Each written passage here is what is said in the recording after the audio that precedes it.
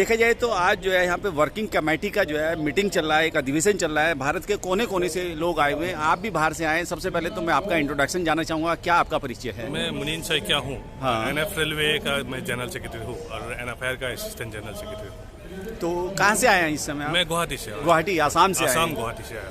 देखा जाए तो रेलवे का जो है निजीकरण और निगमीकरण की तरफ किया जा रहा है और तमाम रेलवे के जो है 25 लाख से ज़्यादा कर्मचारी हैं आज की तारीख में, वो सभी परेशान हैं। उनमें से एक आप भी हैं, क्या कहेंगे इस बात को लेकर? नहीं, ये निजीकरण तो इस सरकार ने इसका एजेंडा नहीं है। एक्चुअली पुराना सरकार जो था यूपीए सरकार, उस टाइम से निजीकरण हो रहा है, प्राइवेटाइजेशन हो रहा है। हाँ। लेकिन इस सरकार ने इस निजीकरण को गति दे रहा है, पेश दे रहा है। तो जिस गति से निजीकरण हो रहा है ये हम लोग का बहुत खतरनाक है। अभी सारे गाड़ियां निजीकरण कर रहा है, सारे स्टेशन निजीकरण कर रहा है, बिल्डिंग निजीकरण कर रहा है, स्टेडियम निजीकरण कर रहा है। तो हर आइटम जो नॉन कोर आइटम है, नॉन कोर आपका एसेट है, ये निजीकरण करने के लिए सरकार ने सिद्धांत लिया। तो इसे करते करते रेलवे का कुछ बसेगा नहीं। अभी देखिए कुछ इम्पोर्टेंट ट्रेन अभी निजीकरण कर रहा है। हाँ। तो ऑलमोस्ट 151 मतलब कोरोना का पहले ही 151 रूट्स में 109 रूट में 151 ट्रेन निजीकरण करने के लिए सिद्धांत लिया था। तो सरकार अभी निजीकरण करने के लिए टेंडर मांग रहा है, लोग खुश रहे लगी, लेकिन अभी तक आया नहीं गाड़ी अभी तक मार्केट में आया नहीं, ट्रैक में उतरा नहीं। लेकिन सरकार का रवैया तो है, कोई भी नहीं कभी वो लोग प्राइवेट गाड़ी तो लाएंगे। अभी स्टेशन देखिए 400 स्टेशन वो लोग का दिमाग में है कि 400 स्टेशन वो लोग निजीकरण करेगा, सिद्धांत लिया है। ऑलमोस्ट 40 स्टेशन वो लोग ने दे दिया। अभी बढ़िया स्टेशन बना रहा है, इंफ्रास्ट्रक्चर बना रहा है, बना के वो लोग प्राइवेट पार्टी को दे रहा है। ये हम लोग का समझ में नहीं आ रहा है। हम लोग बोल रहे हैं कि ये निजीकरण करने का जरूरत क्या है? रेल इतना अच्छा तरीके से, हम लोग 35,000 रेलवे एम्प्लॉय है, हम लोग इतना अच्छा तरीका से 70 किलोमीटर ट्रैक किलोमीटर में हम लोग रेल चलाते हैं। देखिए 53 किलोमीटर रेलवे से हम लोग ने अभी 70,000 किलोमीटर हम लोग ट्रैक किलोमीटर बना दिया। तो यहाँ पे निजीकरण का जरूरत नहीं था। रेलवे एम्प्लॉय जो डेडिकेटेड रेलवे एम्प्लॉय है, इसने काम किया। जब भी जरूरत पड़ता है railway employee as per defence जैसे काम करते हैं, हम लोग भी काम करते हैं सभी। सर, सरकार का मानना है जो कर्मचारी हैं वो काम नहीं कर रहे हैं, नहीं, प्राइवेट में जाने पर अच्छी सुविधा मिलेगी। मैं वही प्रमाण देना चाहता हूँ। जो आप देखिए करगिल का लड़ाई में किसने काम किया? डिफेंस ने काम किया और रेलवे एम्प्लॉय ने काम किया। दिन रात एक तक करके हम लोग टाइम भी नहीं देखते कि 8 घंटा करना है ना 10 घंटा करना है। हम लोग ने ट्रांसपोर्टेशन किया, हम लोग ने लोगों को, आर्मी को मतलब ट्रांसपोर्ट किया। तो 1962 में जब चाइनीज एग्रेशन हुआ था, उस टाइम में भी चाइना आके जब तेजपुर में बैठ गया था, सिर्फ रेलवे एम्प्लॉय वहां पे रह गया था, बाकी सारे लोग, इवन पुलिस का लोग भी वहां से भाग के चला आया।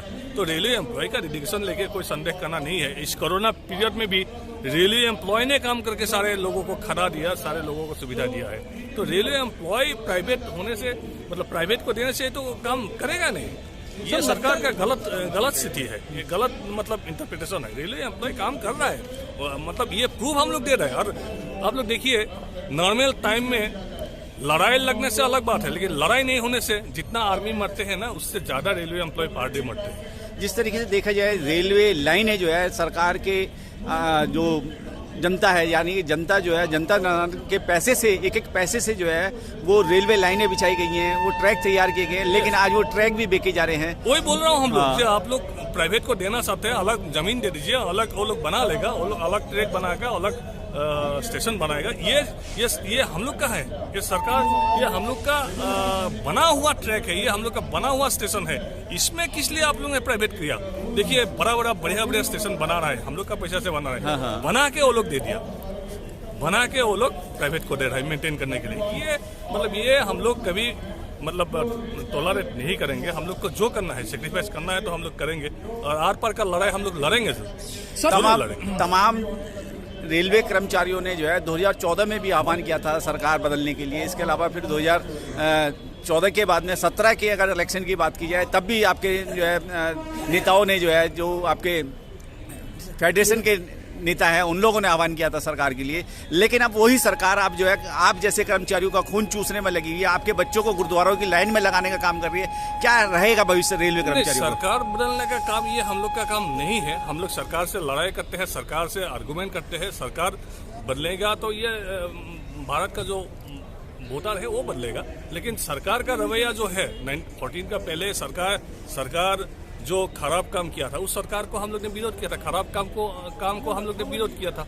2014 में हम लोग के एक आशाएं आए, नया सरकार आया तो एक आशा किया था कि ये सरकार कुछ अलग करके दिखाएगा, लेकिन ये सरकार पुराना सरकार से भी ज्यादा मतलब रेलवे एम्प्लॉय के लिए ये एंटी लेबर पॉलिसी ले रहा है। तो इस सरकार को विरोध करना हम लोग का धर्म है।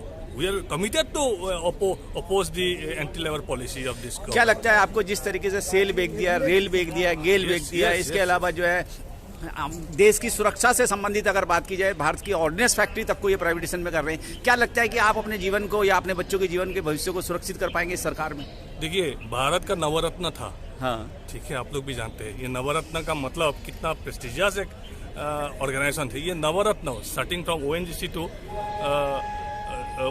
ऑयल, ये गेल, ये सबको बिक्री कर दिया। अभी रेलवे बाकी है, रेलवे को करने के लिए कोशिश कर रहा है, लेकिन रेलवे इतना एक कॉम्प्लेक्स सिस्टम है, इसमें लोग आ नहीं रहा है, प्रॉब्लम उसमें है। रेलवे चलाने के लिए इतना आसान है नहीं, railway is a very complex system. यहाँ पे 436 कैटेगरी का लोग एक साथ काम करने का बाद ही 22,000 गाड़ियाँ पर डे हम लोग चला सकते हैं। तो इसीलिए रेल प्राइवेट करना इतना आसान बात नहीं है।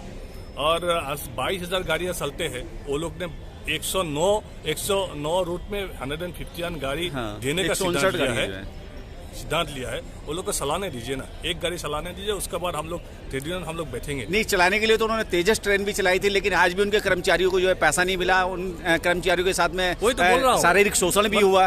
वही तो बोल रहा हूँ कि रेलवे चलाना इतना आसान नहीं है। रेलवे का लोग जो है बहुत कमिटेड लोग है। रेलवे, मैंने बोला ना आपको कि लड़ाई नहीं होने से आर्मी का लोग जितना मरते हैं उससे भी ज्यादा लोग पर डे रेलवे के एम्प्लॉय मरते हैं, हिसाब आप लोग करेंगे तो इस कोरोना पीरियड में भी रेलवे एम्प्लॉय ने, बहुत सारा रेलवे एम्प्लॉय ने सेक्रीफाइस किया, रेलवे एम्प्लॉय का देहांत हुआ।